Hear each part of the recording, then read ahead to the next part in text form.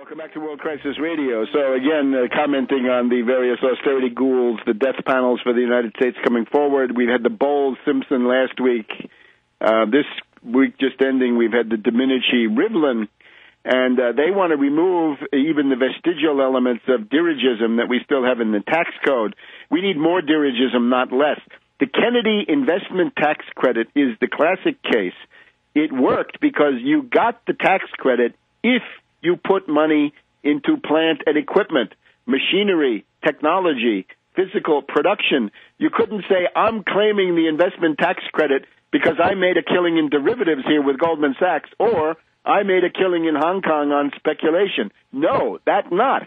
That's the big difference. That's why the whole Republican rhetoric about job creators is so hollow, because people today who have these wealthy means generally don't create plant and equipment. They'll tell you the rate of return is too low. Fine, if you think the rate of return is too low, we'll increase the rate of return by giving you tax relief, but only if the money goes into actual job creation. And that, of course, has to be documented convincingly. Not derivatives, not speculation in foreign emerging markets. Now, the other thing, the austerity ghouls led by Domenici, who connived to bankrupt the United States, and Rivlin, who seems to be in a kind of the ninth circle of the austerity inferno. She has a national sales tax. Oh, my God. A debt reduction sales tax, 6.5%. So, if you're in California, maybe you're paying a 10% sales tax in California. Surprise, that's going to go up to 16.5%. So it's a value-added tax or something like that. A debt reduction tax. Notice, always regressive taxation. It's always regressive. It's never progressive. It's always cutting into the necessities of the poor and the amenities of the broad middle class, and never touching the super rich, ostentatious luxuries of the top 1% to 2%. The other thing, Rivlin and Domenici, they want to cut Medicare. This is very, very serious.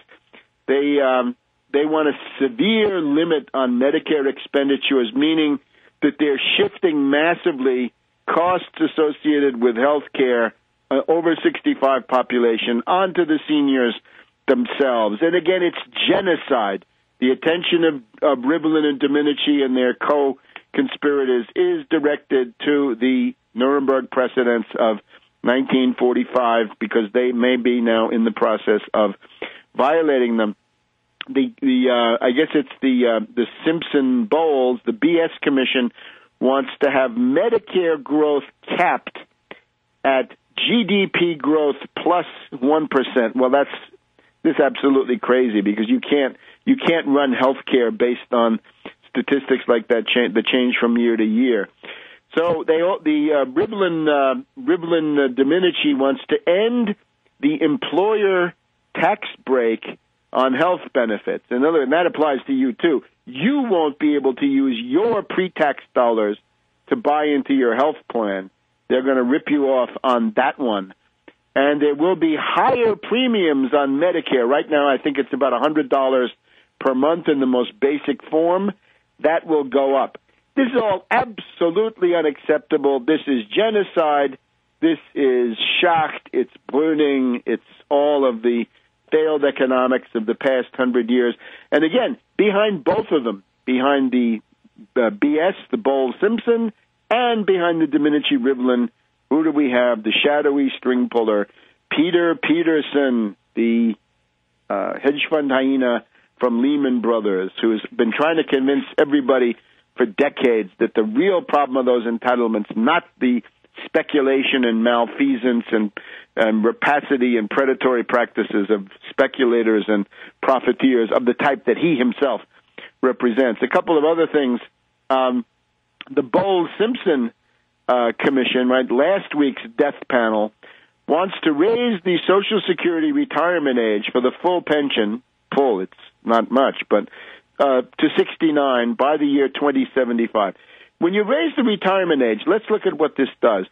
If you're working in hard physical labor of any kind, and this could be in things like truck drivers, miners, carpenters, anybody working with their hands, anybody doing physical labor in any form, it's found that by the time such workers reach about 60 to 61 years of age, about a quarter of them already have some kind of disability which is going to limit their capacity to work. And, of course, black, Hispanic, and white, poor, Appalachian, and so forth populations are overrepresented in that group. There are not too many hedge fund hyenas or pointy-headed Washington bureaucrats who would fall into this particular area, though even the carpal tunnel people might claim that they should qualify. So what it means is if you raise the retirement age to 69, you're going to force a large number of those people to go off Social Security or not be on it and instead go directly to the Social Security disability payments, which at the age of 60 or 61, 62, 63 are actually higher. So this is it's a great example of the lunatic stupidity of the bean counter and the fat-headed economists, that the idea that your cuts are actually going to increase your costs because you'll be forcing people to work longer, the disability becomes greater, they're going to go for disability, and you'll pay more. So many of these cuts, so-called, are actually going to increase the costs of what goes on. So the stuff about the Federal Reserve, let me just cover this in the time that we have.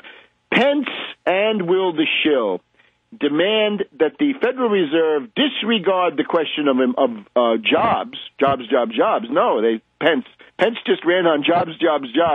Now he says the Federal Reserve should have no mission whatsoever of maintaining full employment, that the Humphrey-Hawkins Act was a terrible mistake, and that now we've got to go to a situation where the only task of the Federal Reserve is to maintain the value of my money.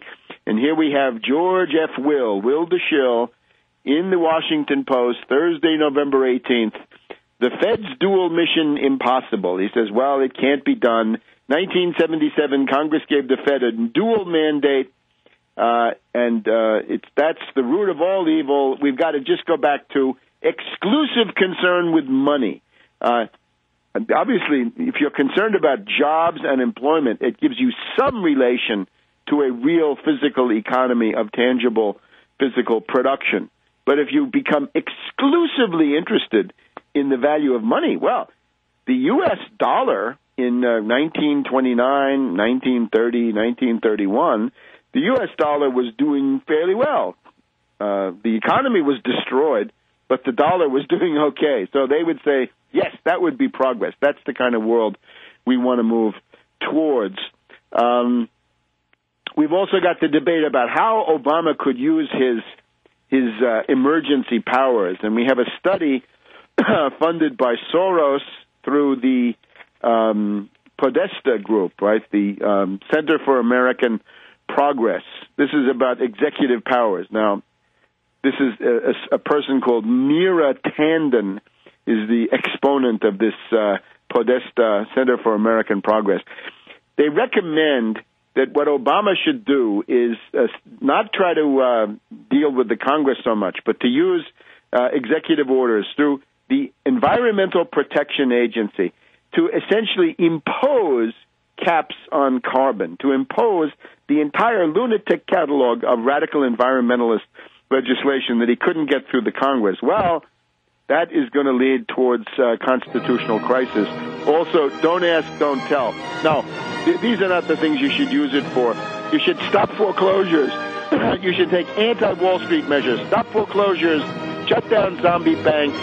Oust Sheila Bair. Get her out of there. Prevent her from imposing don't ask. From imposing the too big to fail. So use your executive powers for those things. Back in a minute.